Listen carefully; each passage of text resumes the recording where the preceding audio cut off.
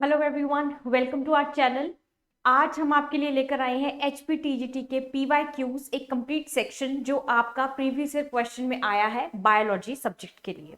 ठीक है, तो हमने बहुत पहले भी मैंने बहुत सी वीडियोस में भी ये डिस्कस किए हैं क्वेश्चंस। तो आज मैं लेकर आई हूं आपको फुल फ्लेश चेक, पूरा आपका एक PYQ के अंदर बायोलॉजी का सेक्शन है, वो आपके कैसे क्वेश्चंस आए हैं, ठीक है, उनको आज हम डिस्कस करेंगे एक साथ सारे क्वेश्चंस को। ठीक है, so let's start with the very first question is the main cause of extinction of species from tropics is. ठीक है, वैसे तो मैंने ये क्वेश्चंस आपके बहुत सारी वीडियोस में डिस्कस किए हैं, पहले भी वीडियो में मैं डिस्कस कर चुकी हूँ, बट कुछ क्वेश्चंस जो थे वो मैंने पिक किए थे। आज की वीडियो के अंदर ये आपका एक सेक्शन आ चुका है 2018 जो आपका पेपर है ये। ठीक है, इसके अंदर आपके बहुत सारे ऐसे क्वेश्चंस हैं जो आए हैं। हाँ, इट्स 2018। ठीक है, तो ये PYQ है जिसके अंदर आपका एक पूरा का पूरा सेक्शन है बायोलॉजी का, जो आपका कंटेन करता है बायोलॉजी के ऑब्वियसली क्वेश्चंस। अब वो किस तरह के क्वेश्चंस हैं, ये पूरा का पूरा सेक्शन है। ठीक है, तो यहाँ पे कोई वो नहीं किया गया है, ये मैंने एज इट इज जो आपके PYQs है वो डिस्कस करने की यहाँ पर हम कोशिश करेंगे आज इस वीडियो के अंदर। So let's start with the very first question is the main cause of extinction of species from tropics is.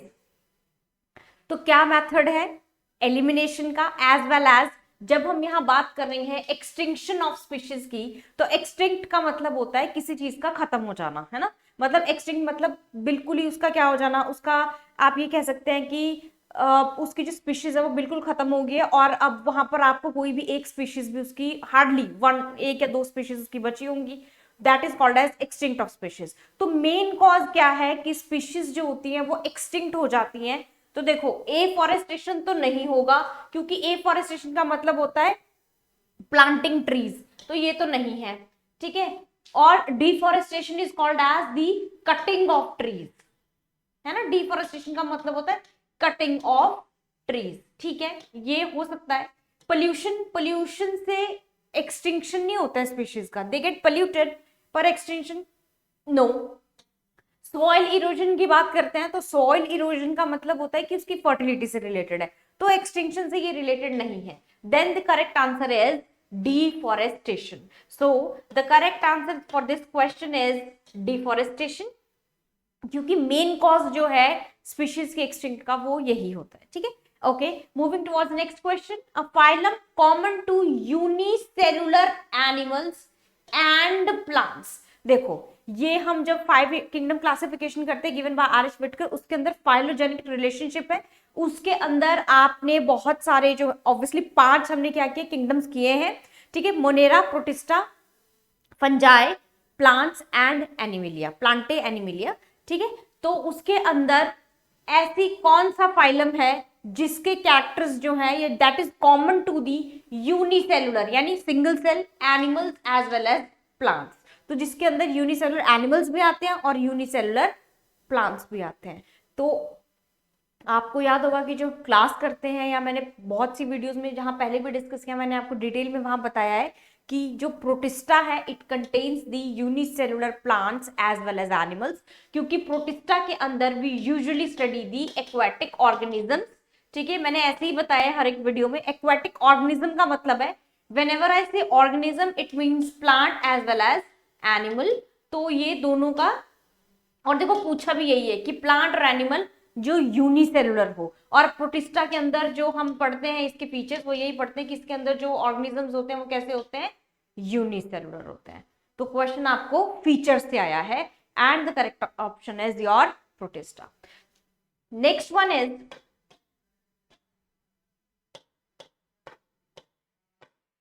if the diploid number of a flowering plant is 36, यानी कि it is talking about angiosperms, what would be the chromosome number in its endosperm? अब हमको पता है कि जो angiosperms होते हैं उनके अंदर जो एंडोस्पर्म होता है उसका नेचर होता है it is triploid in nature, यानी कि 3n, यानी ये 3n का पूछ रहे हैं आपसे, है ना। और डिप्लॉयड नंबर मतलब कि वो कह रहे हैं कि अगर 2n है इज इक्वल टू 36, यानी कि ये आपको क्या है, फर्टिलाइजेशन से, मतलब कि ऑब्वियसली फर्टिलाइजेशन हुई है वहां पर, रिप्रोडक्शन के बाद है 36, तो मतलब एन कितना हुआ 18, हैप्लॉइड नंबर हाफ इसका 18 हो गया। अब 18 यहां 3n ऐसे ही पुट कर दो, तो 3 इंटू 18 54, तो करेक्ट आंसर इज 54। 3n है, डिप्लॉयड दिया था ना पहले, उसको हैप्लॉइड में लेके चले गए, ठीक है, क्योंकि हैप्लॉइड गैमेट तभी तो 36 बना है, 18 टू जा 36, ठीक है, तो the correct answer is your 54। बहुत इजी है। Protein rich alga is, this question is from class 12th, जिसके अंदर आप प्रोटीन्स में आपको लिखा हुआ एक लाइन के अंदर दिया है आपकी +2 के एनसीईआरटी के अंदर कि प्रोटीन रिच एल्गा कौन सा होता है, तो protein rich alga is spirulina, single cell protein भी बोलते हैं इसको, ठीक है, तो ये प्रोटीन रिच एल्गा है that is being used in as commercially as well. तो ये डायरेक्ट क्वेश्चन है, आपकी 12th के एनसीईआरटी से आया है। The largest antherozoids are found in, ठीक है, अब जो बच्चे क्लासेस लगा रहे हैं, कोर्सेज हैं, उनको ये क्वेश्चंस अब इजी लगते होंगे, क्योंकि ऐसा क्वेश्चन जब हम करते हैं, जैसे प्लांट किंगडम हमने किया है, वहां पर मैंने मेंशन भी किया और मैं आप सबको भी बता देती हूँ, जो क्लासेस नहीं लगा रहे उनके लिए भी है, कि जो लार्जेस्ट एंथ्रोजॉइड्स यानी कि मेल एंथ्रोजॉइड्स जो है वो मेल गैमीट्स की बात कर रहे हैं, तो वो होते हैं आपके साइकस के अंदर, और ज्यादातर लार्ज जो एंथ्रोजॉइड्स है ये किसके अंदर आता है आपका, ये जिम्नोस्पर्म्स, जिम्नोस्पर्म्स है, ठीक है, तो the correct answer is cycas 50 centimetre, ठीक है जी। अब आता है which of the following is an unicellular sac fungus, unicellular पूछा है, आते ये सब के सब किसमें है आपके, सैक फंगस, सैक फंगस को आप और क्या बोलते हो, एस्कोमाइसिटीज, ठीक है, एस्कोमाइसिटीज है, तो यूनिसेलुलर पूछा यानी सिंगल सेल, तो करेक्ट आंसर इज सैक्रोमाइसिस सर्विसियाई, ये भी डायरेक्ट क्वेश्चन है, क्योंकि इसी को हम यूनिसेलुलर में पढ़ते हैं ना, वैसे कि जो फंगस है उसके अंदर देखो, जब हम इसको ऐसे करते हैं कि फंगस जो है वो क्या है आपका, जब आप फंगस किंगडम करते हैं उसके अंदर क्या पढ़ते हैं हम पढ़ते हैं कि it is usually multi cellular, ठीक है, यूजुअली जो फंगस होता है it is multi cellular, but there is an exception जहां पर आप यूनिसेलुलर लिखते हो ऐसे, कि यूनिसेलुलर भी होता है, और उसका एक्सेप्शन का नाम है ऑब्वियसली सैक्रोमाइसिस सर्विसियाई, तो ये डायरेक्ट क्वेश्चन आया है आपके एक्सेप्शन से, सैक्रोमाइसिस सर्विसियाई, बेकर्स ईस्ट भी इसको बोलते हैं, ये यूनिसेलुलर इन नेचर होता है, और ये ईस्ट है, still it has been placed in the fungus, why, क्योंकि इसके कैरेक्टर्स जो है वो फंगस से मैच करते हैं, बस एक्सेप्शन यही है कि ये यूनिसेलुलर है, बाकी की सारी फंगस कैसी होती है, मल्टी सेलुलर होती है, ठीक है, पेनिसिलियम जो है वो भी हो सकता है इसका आंसर, पर वो क्यों नहीं हो सकता, क्योंकि इट इज मल्टी सेलुलर, इसलिए ये नहीं है, the correct answer is saccharomyces. Next question is meiosis takes place in, meiosis कहां होती है, मियोसिस उन सेल्स के, ऑब्वियसली मियोसिस सेल्स के अंदर होती है, तो जिन सेल्स के अंदर मियोसिस होती है यानी हाफ नंबर ऑफ क्रोमोसोम्स हो जाएंगे, वो कहां होगा, कोनिडिया नहीं जी, ये क्या है आपका एसेक्सुअल का है, गैम्यूल नो, मेगास्पोर्स ये तो सेक्सुअल रिप्रोडक्शन के अंदर आपकी वो क्या बनता है, मेगास्पोर मदर सेल्स तो वो है जिनका होता है, तो meiocyte, meiocyte is the correct answer, myocytes उनको कहते हैं, उन सेल्स को कहते हैं जिनके अंदर मियोसिस होती है, तो meiosis takes place in meiocytes. Next is turbellarians are free living, turbellarians क्या है, they are free living flatworms, ये जब हम एनिमल, ये आया आपका एनिमल किंगडम से। अब आप इस क्वेश्चन देखो, ये आपके लिए मैं फुल फ्लेश्ड पीवाईक्यू लेकर आई हूं, अब आप इसके अंदर अपने आप एनालाइज करना कि कितने क्वेश्चन प्लांट किंगडम से और कितने एनिमल किंगडम से, maximum are from plant and animal kingdom, ठीक है, इसीलिए हम ज्यादा वक्त लगाते भी उसी पे, plant diversity and animal diversity पे। The poisonous lizard is, poisonous कौन सी लिजर्ड है, the poisonous lizard is Heloderma, ठीक है, ये कैरेक्टर्स हैं, ये हम तब करते हैं जब हम एनिमल किंगडम करते हैं। मैं इसलिए कह रही हूँ कि प्लांट किंगडम और एनिमल किंगडम दोनों हमारे लिए बहुत इंपॉर्टेंट है, हमारे एग्जाम के लिए बहुत ज्यादा इंपॉर्टेंट है, क्योंकि उसी से आपका मैक्सिमम क्वेश्चंस आ रहे हैं। And you can see the level, ये बहुत टफ नहीं है। ये जब हम जनरल फीचर्स करते हैं हम उसमें भी ये चीजें बहुत बार आ जाती है। तो अब आप किसी भी चीज को कैसे करते हैं वो बहुत इंपॉर्टेंट है। किस तरह से आप जनरल कैरेक्टर्स भी कैसे निकालते हैं ये भी एक टास्क है, ठीक है। सब कुछ तो नहीं पढ़ोगे उसके बारे में, जनरल कैरेक्टर निकालना भी एक टास्क है, वो भी एक स्किल है आप, और वो भी एक स्ट्रैटेजी से आता है, ठीक है। तो ऐसा नहीं कि आप लोग नहीं कर सकते, I am not saying this, I am saying कि आपको सिर्फ एक वो बताना है, एनालाइज करना है, क्योंकि आपके पास एज पर सिलेबस तो है नहीं। अब आप यहां से कैसे निकालोगे, तो ज्यादातर क्वेश्चन देखो प्लांट और एनिमल किंगडम के ही होंगे maximum. Gill cover is absent in, तो ओपोक्यूलम बोलते हैं गिल कवर को, इट इज एब्सेंट इन, ठीक है। बहुत डायरेक्ट क्वेश्चन है ये कि एब्सेंट प्रेजेंट, तो जो गिल कवर होता है it is absent in sharks. All of नहीं आएगा, ऑल ऑफ दीज नहीं आएगा इसके अंदर, शार्क के अंदर ही क्या होता है ये, इट इज एब्सेंट। फिर से जनरल फीचर है और डायरेक्ट क्वेश्चन है, जहां मुझे लगता है कि हाँ यहाँ एलिमिनेशन मेथड हो सकता है। एलिमिनेशन मेथड किसी में भी हो सकता है, जहां पर आपकी कंसेप्ट क्लियर है वहां एलिमिनेशन तो लगेगा ही लगेगा, किसी भी क्वेश्चन में लगा के देख लो। But some questions are very direct, जहां पे हम जनरल कैरेक्टर्स हमने पढ़े होते हैं वहीं से क्वेश्चन आ जाता है। Which of the following is an egg laying mammal, egg ले करता है जो, वो मैमल कौन सा है, तो बहुत इजी और बहुत डायरेक्ट क्वेश्चन है, that is called as platypus. Platypus एक ऐसा मैमल है जो एग ले करता है, बाकी सब एग ले करते हैं नहीं। Okay, haemocoel is found in, तो हीमोसील जो होता है it is found in arthropods, arthropods. तो फिर से कह रही हूं देखो, एनिमल एनिमल एनिमल, पीछे भी एनिमल, तो इसलिए जो सेक्शन ज्यादा इंपॉर्टेंट है उस पर ज्यादा टाइम लगाकर, ज्यादा फोकस लगाकर आप उस चीज को कर सकते हैं, और उससे वो क्वेश्चन फिर आपके लिए इजी हो जाते हैं।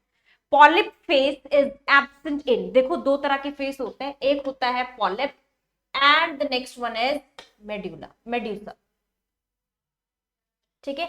पॉलिप और मेड्यूसा, ऑरेलिया के अंदर पॉलिप फेस एब्सेंट होता है, मेड्यूसा डोमिनेंट होता है। तो करेक्ट आंसर इज ऑरेलिया, ठीक है जी। Okay, next question is the waxy substance secreted by honey bee to repair combs is called as, तो वैक्सी सब्सटेंस जो हनी बी सिक्रीट करती है, द करेक्ट आंसर इज, को कहते हैं हम propolis, propolis is the correct answer. Tube feet are locomotory organs, locomotory organs means जो उनकी हेल्प करते हैं मूव करने में from one place to another, and the correct answer is starfish. Tube feet जो ट्यूब फिट है they are basically in the echinoderms, और echinoderms में आती है आपकी स्टारफिश। तो ट्यूब फिट जो है वो इकाइनोडर्म्स का लोकोमोटरी ऑर्गन है, इकाइनोडर्म्स, और इकाइनोडर्म्स जो है वो उसका एग्जांपल कौन है, starfish. So the correct answer is starfish. Direct है, इजी है, ठीक है। जब करेंगे, जिस तरीके से आप करेंगे वैसा ही आपका वो आपको आ जाएगा। ऐसा नहीं है कि आप लोग नहीं कर सकते, ऐसा नहीं है कि कोई भी नहीं कर सकता, एनीबडी कैन डू। वो भी तो वही बच्चे हैं जो एग्जाम क्वालिफाई कर रहे हैं, उनमें और हमें कोई ज्यादा फर्क नहीं होता, सिर्फ इस चीज का फर्क होता है that we are whether we are consistent और नॉट। अगर हम अपनी तैयारी के अंदर कंसिस्टेंट हैं तो वो चीज डेफिनेटली हम कर सकते हैं, एंड नथिंग इज इम्पॉसिबल, कुछ भी इम्पॉसिबल नहीं है। इट जस्ट लाइक कि हम तैयारी कैसे करते हैं, हमारी स्ट्रैटेजी क्या है, और हम पेपर को एनालाइज करते हैं, PYQs हम सॉल्व कर रहे हैं, हमसे कितने क्वेश्चन सॉल्व हो रहे हैं, जो सेक्शन हमने कर लिया है वहां से कितने क्वेश्चन हमसे सॉल्व हो रहे हैं, दैट मैटर्स, ठीक है। Okay, which of the following shows polymorphism, ठीक है जी। तो पॉलीमॉर्फिज्म कौन शो करता है, इसके अंदर फाइसेलिया है, ट्रिपैनोसोमा है, टर्माइट है। तो देखो एक स्पीशीज है, कई सारी स्पीशीज हैं इसकी, एक ही उसके अंदर बहुत सारी स्पीशीज है, पॉलीमॉर्फिज्म नंबर ऑफ वो है, the answer is all of this. Next is in which phylum the body is segmented, है ना, बॉडी किसके अंदर क्या है, वो आपकी सेगमेंटेड है। तो बॉडी जो होती है it is segmented in annelids और एनालिडा, ठीक है। और हम इनको और क्या बोलते हैं, we call it as ringed worms. Annelids body segmented होती है, हम इनको रिंग्ड वॉर्म्स भी कहते हैं, रिंग वॉर्म्स और करके। So the correct answer is annelids. ठीक है, okay. Which of the following is an oviparous mammal? Oviparous कौन सा है? ठीक है, ओविपैरस कौन सा? एगलिंग। मुझे कमेंट करके बताओ कि ओविपैरस मैमल का मतलब क्या होता है। अब आप सब तैयारी कर रहे हैं ना, तो जिसने तैयारी जो तैयारी कर रहे हैं एचपीटीजीटी के लिए, जिन्होंने ये सेक्शन कर लिया है, वो मुझे कमेंट करके बताओ कि ओविपैरस मैमल्स कौन से होते हैं। ठीक है, the correct answer is ornithorhynchus, इसका करेक्ट ऑप्शन है।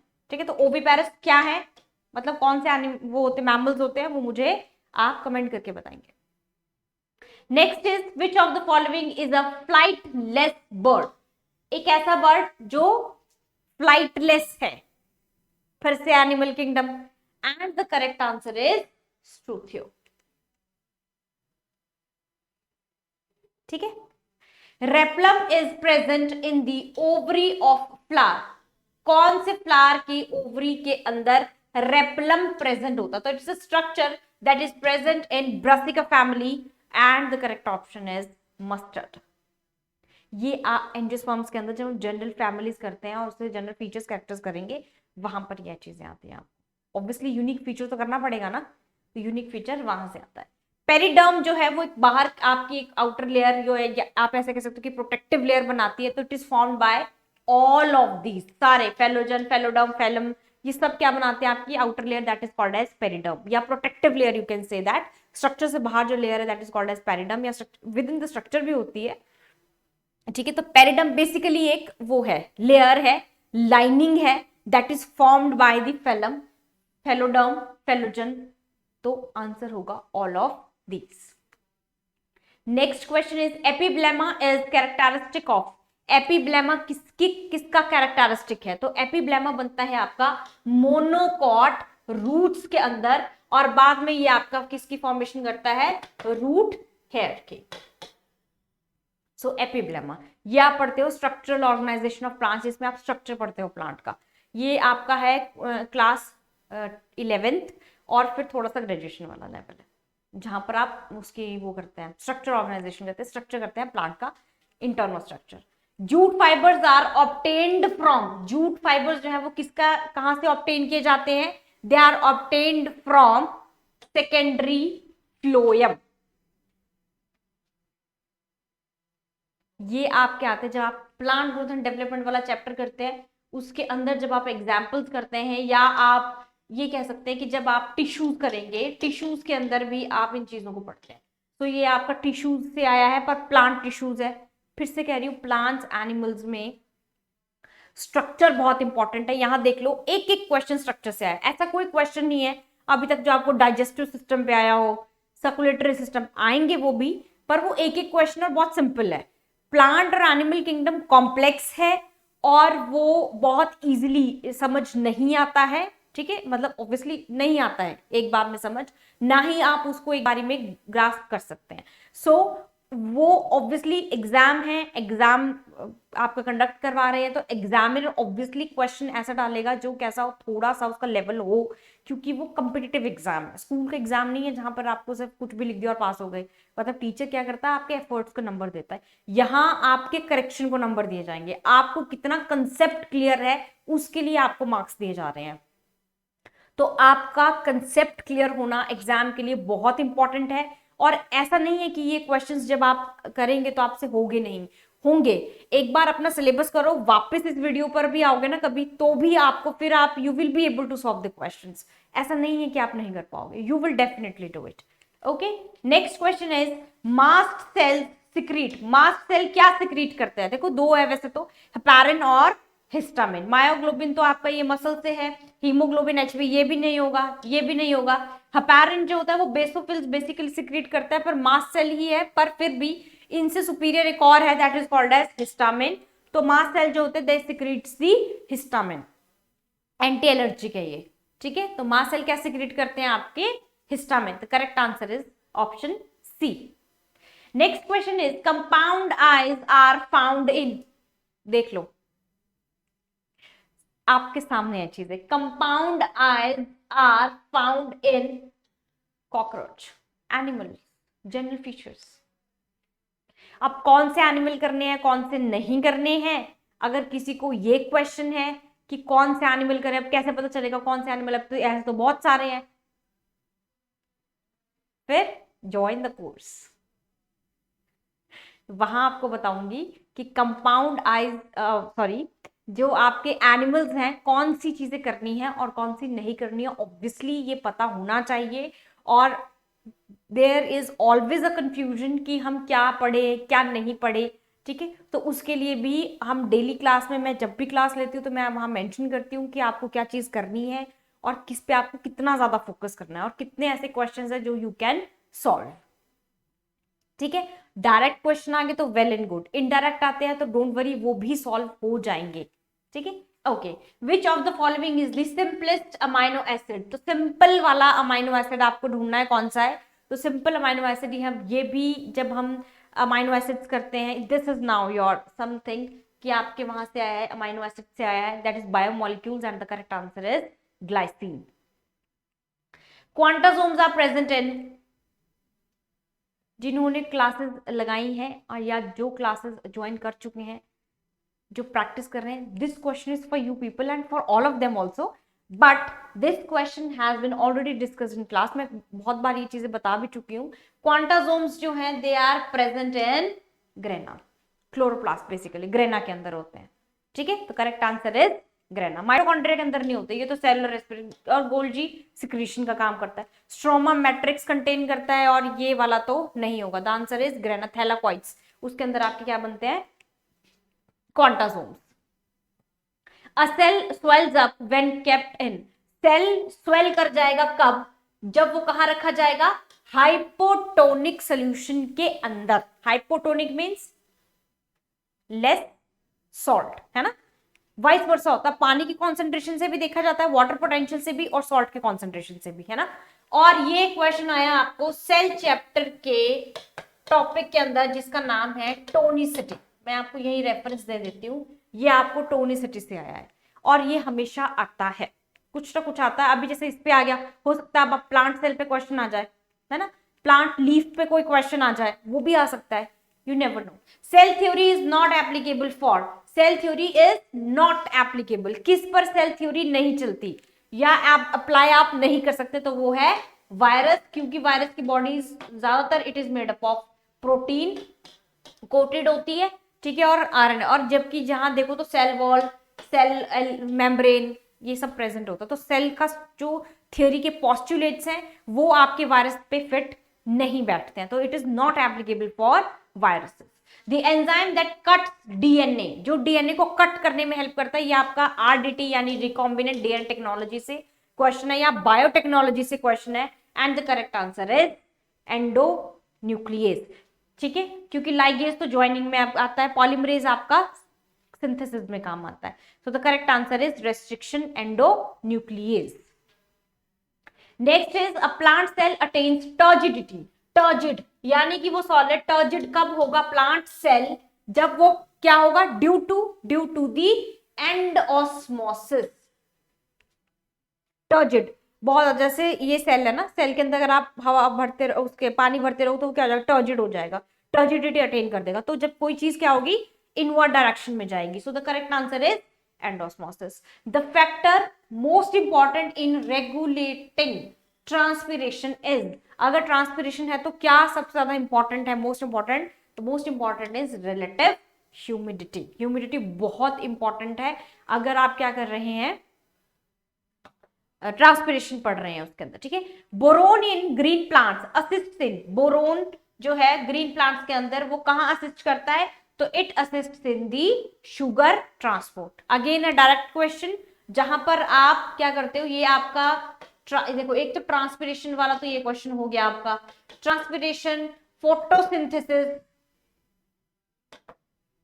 एंड ट्रांसपोर्ट, ऑब्वियसली ये कहां से है, प्लांट से ही है। ह्यूमन फिजियोलॉजी फिर इजी है, फिर आप उसको ढंग से कर सकते हो, उसमें कुछ भी वो नहीं है। प्लांट्स में बहुत मुश्किल, क्योंकि यहाँ एक्सेप्शंस भी हैं और वहां बहुत सारी केस स्टडीज भी हैं। Denitrification is carried out by, denitrification this question is from nitrogen fixation topic है आपका, जिसके अंदर आप क्या करते हैं, नाइट्रोजन फिक्सेशन कैसे होती है, क्योंकि और क्यों होती है, क्योंकि एज इट इज आप नाइट्रोजन को कंज्यूम नहीं कर सकते, यू हैव टू और we have to convert it into a some other form, और वो फॉर्म होती है जैसे अमाइनो, इसको आप किस में कन्वर्ट करते हो, अमाइनो एसिड्स में, है ना, तो और इसको अमोनिया में कन्वर्ट करना, अदर फॉर्म्स में, as it is elemental nitrogen you can not consume, plants उसको क्या करते हैं, उसको नाइट्रोजन को फिक्स करते हैं किसी अदर फॉर्म में, ठीक है, तो that is called as nitrogen fixation, cycle होती है पूरी की पूरी, और उसमें एक स्टेप आता है इनमें that is called as denitrification, और हर एक साइकिल के अंदर हर एक स्टेप पर क्या होता है, आपके बैक्टीरिया आर बीइंग यूज्ड, वहां पर बैक्टीरिया आपके काम करते हैं, ठीक है, तो इसमें पूछा गया कि डीनाइट्रिफिकेशन है अगर, तो वहां पर कौन उसको कैरी करेगा, तो ये सारे के सारे तो आपके नाइट्रिफिकेशन क्या है, यानी कि ये नाइट्रोजन को फिक्स करने में है, the correct answer is Pseudomonas, और थियोबैसिलस भी है आपका, ठीक है, तो the correct answer is Pseudomonas. Krebs anatomy is observed in, again a direct question, it is obtained in C4 plants. Okay, which of the following is formed during photorespiration? Photorespiration जब होती है तो इसमें से क्या आपका बनता है, formed, तो बनता है आपका फॉस्फोग्लाइकोलेट. ये साइकिल से क्वेश्चन है और ये सारे डायरेक्ट क्वेश्चन है, ग्रेजुएशन लेवल है, देखो this is your graduation level, ये आपके ग्रेजुएशन लेवल के क्वेश्चंस हैं, तो ग्रेजुएशन में हम इसको फोटोसिंथेसिस के अंदर डायरेक्ट पढ़ते हैं, इसलिए मैंने कहा कि डायरेक्ट है. The essential element needed for water splitting in photosynthesis, है ना, वाटर को स्प्लिट करने के लिए फोटोसिंथेसिस के लिए में ऐसा कौन सा एलिमेंट दैट इज एसेंशियल, ये जब हम फोटोसिंथेसिस करते हैं, टॉपिक करते हैं, आप जब भी टॉपिक करोगे उसके अंदर फोटो सिस्टम 1 2 ये सब करोगे, उसके अंदर वाटर स्प्लिट यानी साइकिल जब करेंगे, वहां पर एक एलिमेंट आप जरूर लिखते हैं, and the correct answer is manganese, Mn, जो कि आपका रिस्पॉन्सिबल होता है स्प्लिटिंग के लिए, ठीक है. तो जैसे अभी एक क्वेश्चन आपको ये भी आ सकता है कि जो क्लोरोफिल है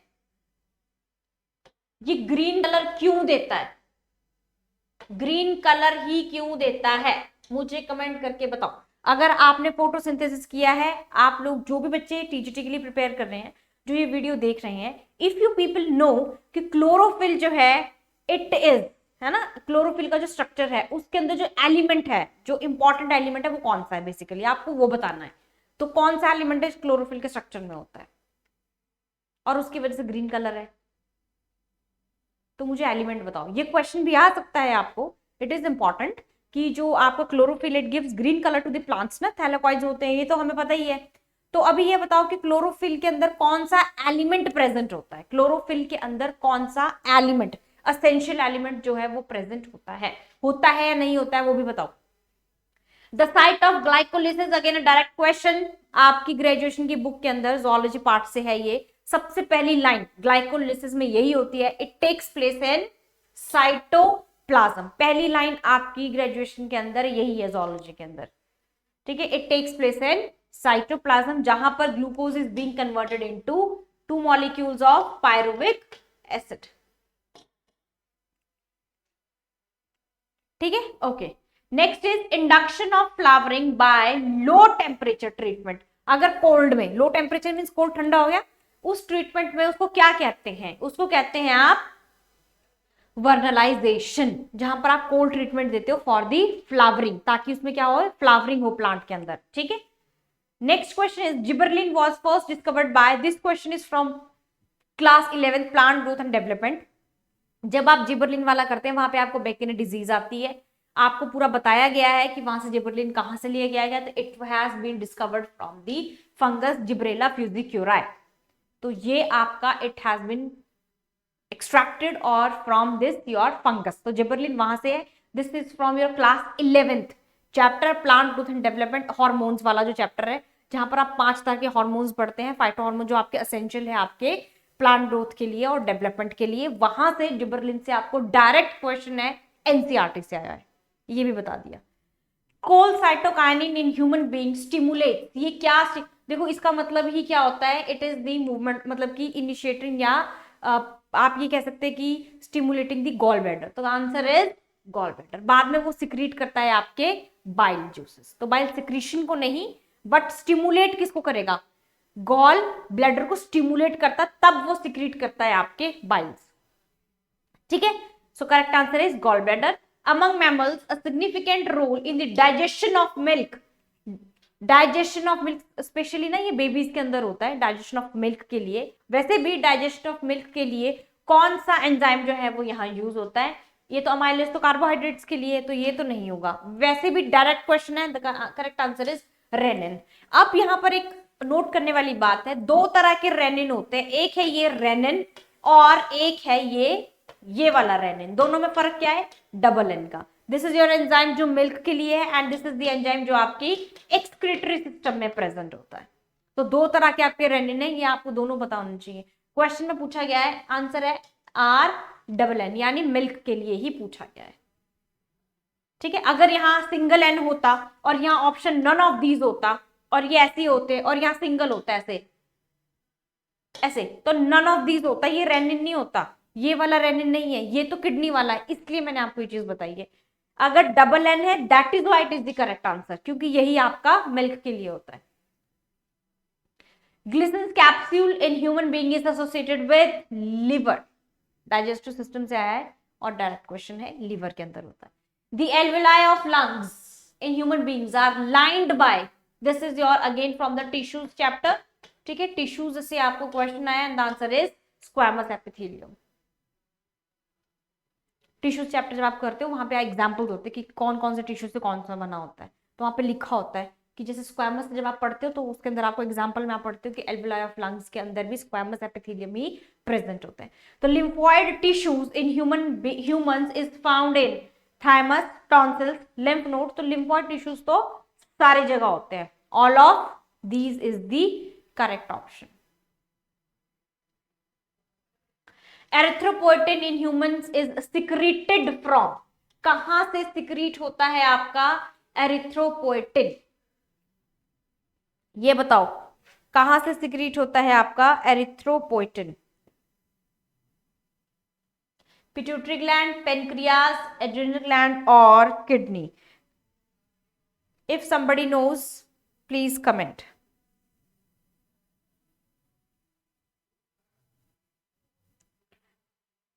पता है किसी को एरिथ्रोपोइटिन, डिस्कस करो। टीजीटी के लिए प्रिपेयर कर रहे हैं जो बच्चे, वो डिस्कस करो कि एरिथ्रोपोइटिन जो है वो कहां से सिक्रीट होता है। इट इज सिक्रीटेड फ्रॉम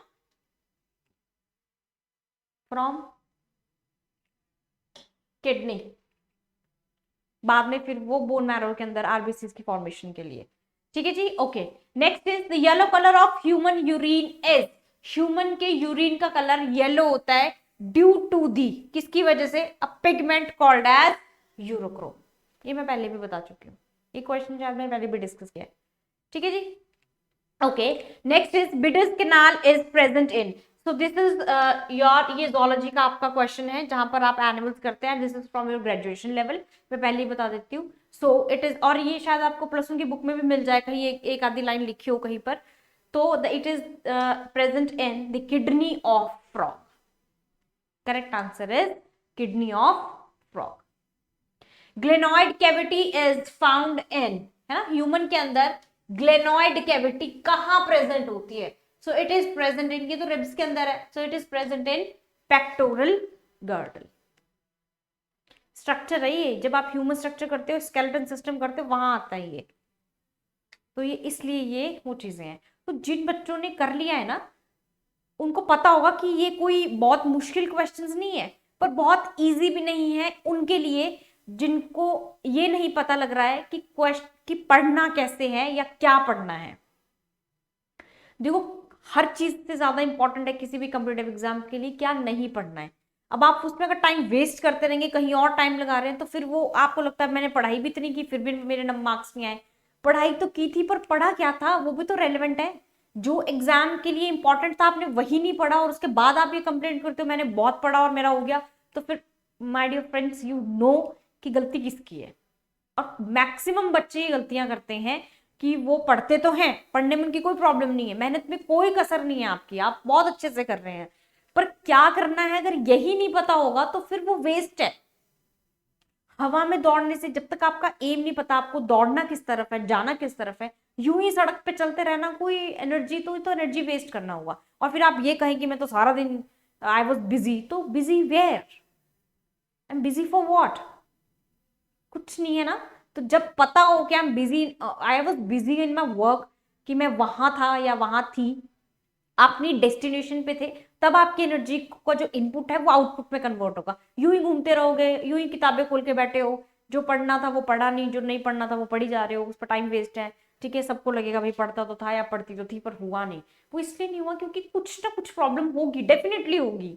ठीक है, और ये कोई वो नहीं है, अपनी चीजों को पहचानो। अगर कोई प्रॉब्लम है या आपकी किसी स्ट्रैटेजी में या किसी तैयारी में प्रॉब्लम है, तो जस्ट फाइंड आउट ना, फाइंड आउट कि कहाँ हम गलती कर रहे हैं। ये जो क्वेश्चन सॉल्व हो रहे हैं, आपको लग रहा है कि मैं ये कह रही हूँ डायरेक्ट है क्योंकि मुझे आता है, या मैंने वो किया है तो ठीक है मेरे लिए डायरेक्ट, ऐसा नहीं है। मैंने भी अपनी लाइफ में कहीं से स्टार्ट किया होगा, कहीं से तो शुरू किया होगा, कहीं पर तो मैंने भी चीजें की होंगी। ठीक है, हर इंसान अपनी गलतियों से सीखता है। So you have an experience. आप यहाँ पर ये जो PYQs है, यहाँ पर आकर आप जितना आपने पढ़ा है, अगर आपके वो क्वेश्चंस यहाँ सॉल्व हो रहे हैं, it means you are going on a right path. अगर नहीं हो रहे हैं, इट मीन्स उसमें से कोई चीजें हैं जो छूट गई है, उसको वापस कर लो, सिंपल। ठीक है, तो क्या पढ़ना है क्या नहीं पढ़ना है ये भी बहुत इंपॉर्टेंट है, इसीलिए तो सिलेबस होता है। और फिर सिलेबस में भी आप क्या पढ़ रहे हो वो भी इंपॉर्टेंट है। आपको कह दिया स्ट्रक्चर ऑफ स्ट्रक्चर में आप सिर्फ वो +1 के एनसीईआरटी पढ़ रहे हो, आपको भी पता है इट्स TGT। और ये ये एग्जाम मजाक नहीं है, इसका लेवल टफ भी आ सकता है, क्योंकि ग्रेजुएशन लेवल तक आपको क्वेश्चन आने, वो भी ऐसे। तो I think you people are very much familiar from this part की किस तरह के क्वेश्चंस आते हैं और किस तरह का लेवल है। और आप लेवल को एक्सपेक्ट नहीं कर सकते कि ये ऐसा आया था, अब HPPSC करवा रहा, अब वो कैसा होगा। Don't think about this. जो करना है वो सिलेबस है वो तो करो ना, जो यहाँ है यहाँ देखो ये सिलेबस ही है, यहाँ से आपको पता तो चल रहा है कौन सी चीज कहाँ से करनी है। सो इतना वो नहीं है कि आपका वो है बहुत ज्यादा टफ भी नहीं है पर बहुत ईजी भी नहीं है। अगर आप मुझसे ये कहें कि एनसीईआरटी पढ़ के हो जाएगा, तो नहीं होगा।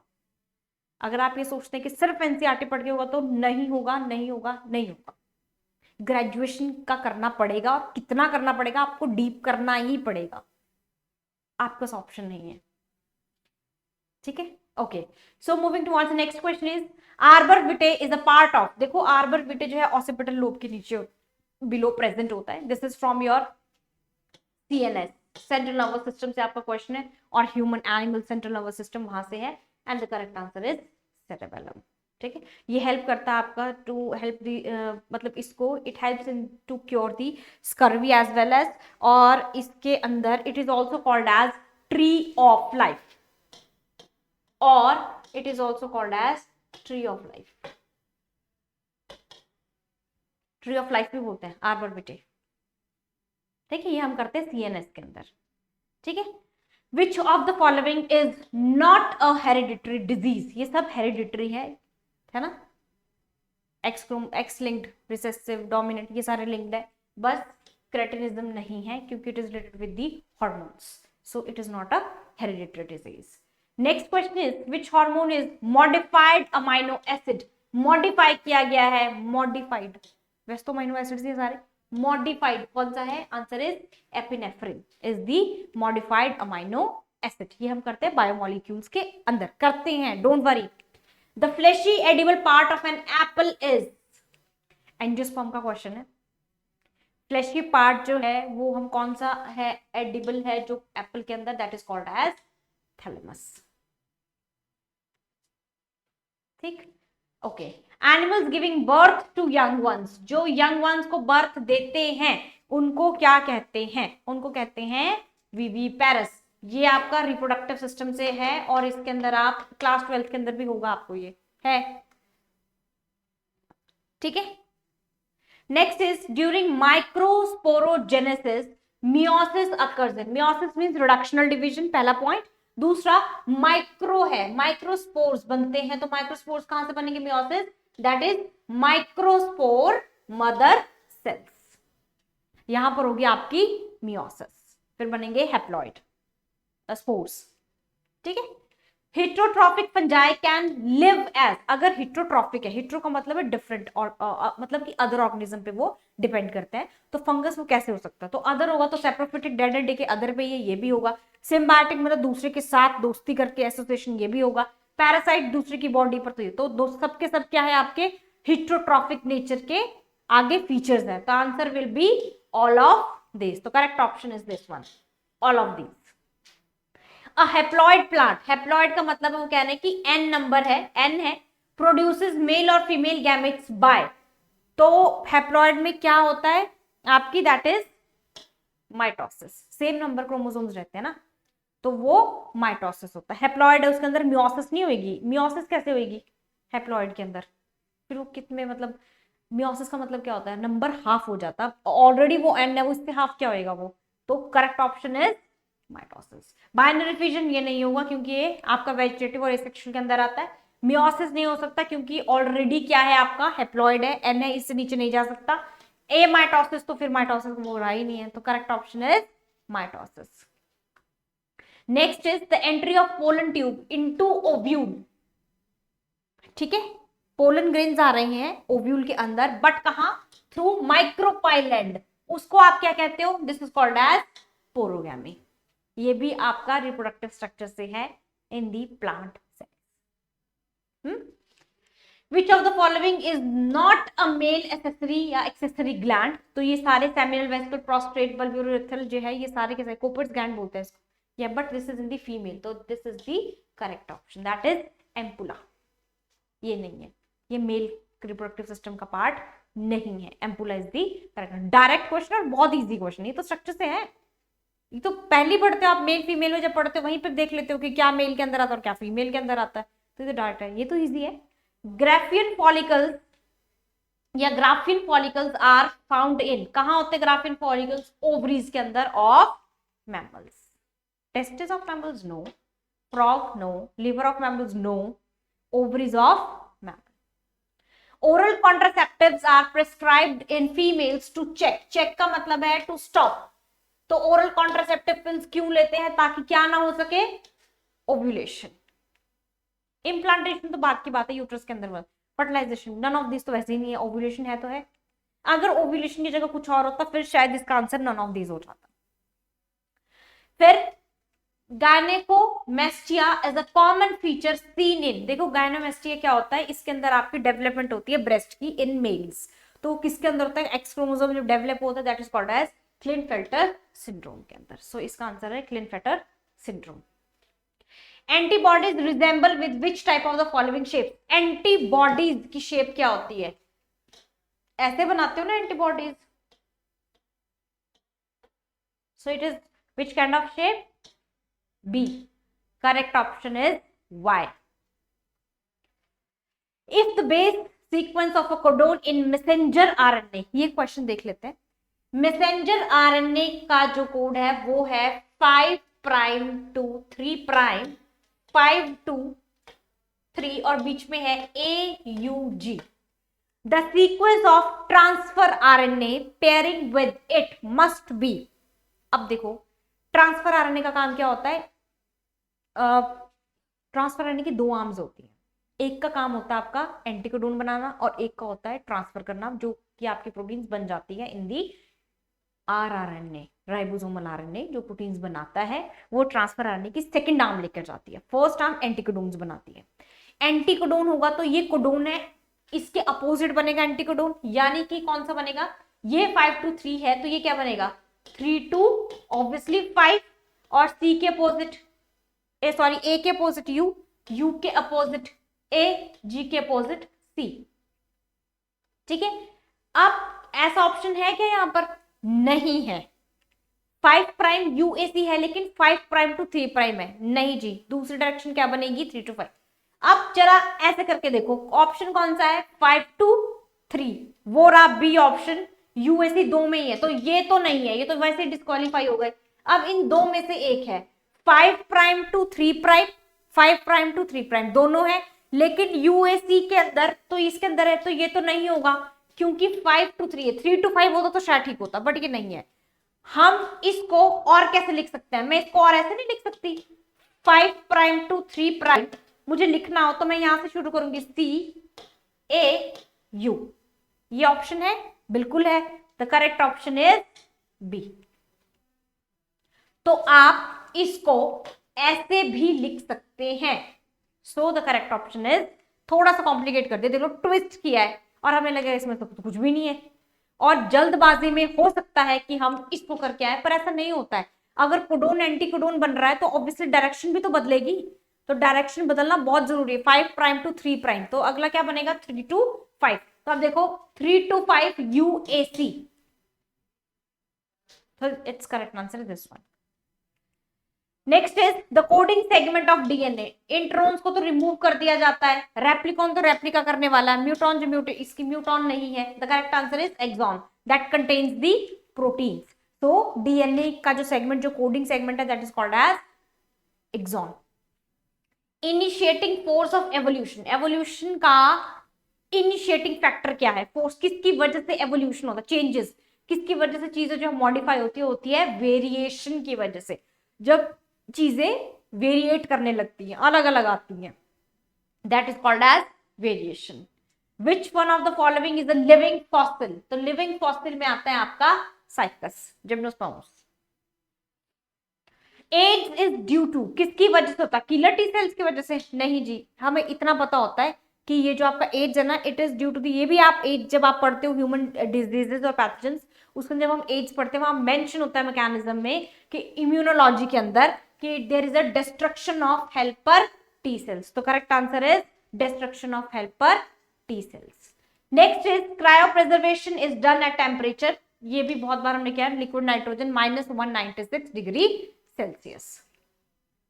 Hybrid vigour is due to, hybrid vigour किसकी वजह से होता है? या इसको बेसिकली ये है क्या, जैसे जब हम हाइब्रिड कोई वो बनाते हैं ना ऑर्गेनिज्म या कोई भी स्पीशीज और किसी भी ऑर्गेनिज्म बनाते हैं, तो उसके अंदर जो हाइब्रिड क्वालिटी, जो हाइब्रिड बनेगा ना हमारे पास, जैसे AB से बना एक C जिसके अंदर A वाले कैरेक्टर भी है और B वाले कैरेक्टर्स भी हैं, तो वो जो C होगा उसके अंदर इंक्रीज होगा कैरेक्टर्स का हाइब्रिड के अंदर, तो वो हाइब्रिड, उसको हम कहते हैं हाइब्रिड विगर या हिट्रोसिस। तो हिट्रोसिस किसकी वजह से होता है? It is due to the heterozygous, ज्यादा वेरिएशन आ जाएगी तो हिट्रोजाइगोसिटी उसकी वजह से हो जाएगा। ठीक है, that is called as hybrid vigour. In transgenics, trans जो होते हैं, ट्रांसजेनिक्स जो होते हैं, उसके अंदर expression of transgenic in target tissue किससे डिटरमाइन किया जाता है? ये तो आपके एनहांसर प्रोमोटर्स उसमें यूज होते हैं, नन ऑफ दिस तो नहीं होगा। प्रोमोटर एनहांसर तो आपके किस में यूज होते हैं? लैक ऑफ रन जैसे, उसमें तो आपको क्या करते हैं? एनहांसमेंट में हेल्प करते हैं। The correct answer is reporter, वही तो बताएगा, एक्सप्रेशन वही तो देगा आपके ट्रांसजेनिक के टारगेट इश्यूज के ट्रांसजेनिक के अंदर। सो the correct answer is reporter. And again it is a direct question जहां पे एक्सप्रेशन ऑफ जीन्स से आपका ये क्वेश्चन है बायोटेक्नोलॉजी के अंदर। And inverted pyramid of biomass class 12, ये आपके आया है क्लास 12 से। It can be found in which of the ecosystem, ये कौन से इकोसिस्टम से आया है? तो करेक्ट आंसर इज मरीन। ये जब हम करते हैं इसके एग्जाम्पल्स होते हैं अपवर्ड, सॉरी अपराइट और आपके इन्वर्टेड, वो सारी चीजें इसके अंदर आती है आपकी। ठीक है जी। उसके बाद इकोटोन क्या है? देखो इकोटोन क्या होता है? दो कम्युनिटीज के बीच का एक ट्रांजिशन, जैसे कि ये एक इकोसिस्टम है, ये दूसरा इकोसिस्टम है, one ecosystem two ecosystem, this is called as ecotone. ठीक है, इसको कहते हैं आप इकोटोन। तो इकोटोन क्या है? एक ट्रांजिशन जोन है बिटवीन दी टू कम्युनिटीज, तो it is called as ecotone. हो सकता है आपको क्वेश्चन बायोम पे आ जाए, नेवर नो। बायोम किसको कहते हैं? कमेंट करके बताना कि बायोम किसको कहते हैं। Which of the following is the most stable ecosystem? सबसे स्टेबल इकोसिस्टम इनमें से कौन सा है? फिर से आपका इकोलॉजिस्ट है and the answer is ocean. सबसे स्टेबल ओशियंस होते हैं। ठीक है। The active chemical drug reserpine is obtained from, तो it is obtained from Rauwolfia। इसका करेक्ट आंसर Rauwolfia है। ये हैं आपके 75 questions, total question 75 from biology section. यहां से आपको इतना तो समझ आ गया होगा आई होप कि इसके अंदर कौन से क्वेश्चंस कहां से आ रहे हैं।